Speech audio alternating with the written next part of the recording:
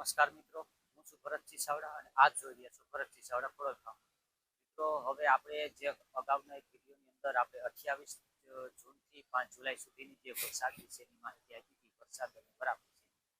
તો હવે આજે 5 તારીખ થઈ ગઈ છે અને હવે હાલની વરસાદની પરિસ્થિતિ શું છે, વરસાદ કે વરાપ કે કેવું વાતાવરણ રહે એમના વિશે આપણે થોડીક મિત્રો વાત કરીએ. પણ મિત્રો માફ કરજો, મેં અગાઉ પણ તમને એક વિડીયોમાં કીધું હતું કે આપણે પીક સિંચાઈ વિશેનો એક વિડીયો બનાવશું, પણ હું થોડોક કામના અભાવના હિસાબે નથી પહોંચી શક્યો બરાબર. એટલે હું એક વિડીયો કાલે બપોરના એક્સ્ટ્રા વિડીયો મૂકી અને માહિતી આપીશ, અને પણ સાંજે પણ આપણે એક વિડીયો મૂકશું. કાલના આપણે 2 વિડીયો રવિવારના મૂકવાના છે મિત્રો. તો અત્યારે હાલ આજ 5 તારીખ થઈ છે, 5 જુલાઈ. અને મિત્રો અત્યારે વરસાદનું વાતાવરણ તો લગભગ ઓલ ગુજરાતની અંદર મીડિયમ એવો વરસાદ તો પડી રહ્યો છે. પણ જે આપણે માહિતી આપી હતી એમાં જે વરસાદ અને વરાપ વિશેની, તેમાં પણ થોડુંક આપણે 4 થી 5 તારીખમાં થોડુંક વરસાદનું પ્રમાણ વધારે રહ્યું છે અને વરાપ જે આપણે કીધું તે પ્રમાણે પણ જોવા મળી છે. પણ મિત્રો હાલની પરિસ્થિતિની જો આપણે વાત કરીએ તો વરસાદનું હજી આપણે 5, 6 અને 7 તારીખ સુધી પણ વરસાદનું પરફોર્મન્સ વધારે જોવા મળી શકે એમ છે મિત્રો. પણ મિત્રો આપણે વાત કરીએ તેમની પહેલા મિત્રો, તમને ખેડૂત મિત્રો કોઈ પણ નવા હોય તો ખાસ કરીને ખેડૂત મિત્રો આપણી ચેનલને સબસ્ક્રાઈબ કરી, લાઈક કરી અને તમામ ગ્રુપમાં શેર કરી દેજો, એટલે જેથી કરીને કોઈ પણ ખેડૂત આપણી માહિતીથી વંચિત ન રહીએ અને કોઈ પણ ખેતી કામનું આયોજન કરવું હોય તો એ પ્રમાણે ખેતી કામનું આયોજન કરી શકે મિત્રો.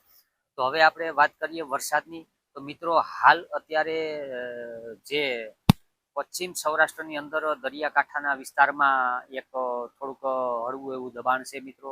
એટલે કચ્છ જામનગરની આસપાસમાં એક થોડીક નાની એવી સિસ્ટમ સક્રિય હોવાથી પણ 2 દિવસ વરસાદનું દબાણ પણ ત્યાં રહી શકે એવું દેખાય છે. અને દક્ષિણ ગુજરાત અને મધ્ય ગુજરાતમાં વરસાદનું પ્રમાણ પણ થોડુંક વધારે રહી શકે મિત્રો.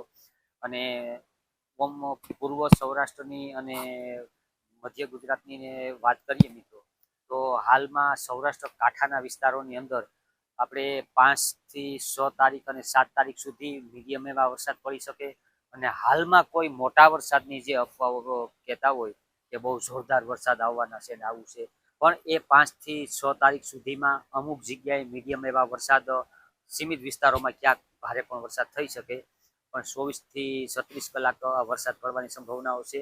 પછી હાલમાં કોઈ એવી મોટી વરસાદની શક્યતાઓ દેખાતી નથી મિત્રો.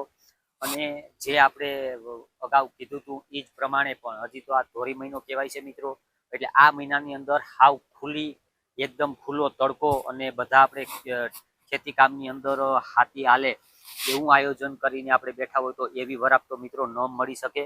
પણ જે આપણે કોઈ પણ નોર્મલ એવા વાવેતર કરવાના બાકી રહી ગયા હોય, દવા છાંટવાના કામ હોય, તેવી વરાપ મિત્રો હવે આપણે 7-8 તારીખથી જોવા મળશે, 2 થી 3 દિવસ.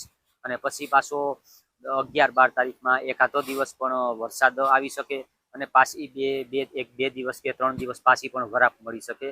અને ક્યારેક વાતાવરણ ખુલ્લું અને ક્યારેક વાતાવરણ ઢાંકણા જેવું પેક વાતાવરણ અને અમુક નોર્મલ એવા રેડા ઝાપટા પડી શકે મિત્રો, એવું વાતાવરણ રહી શકે છે મિત્રો.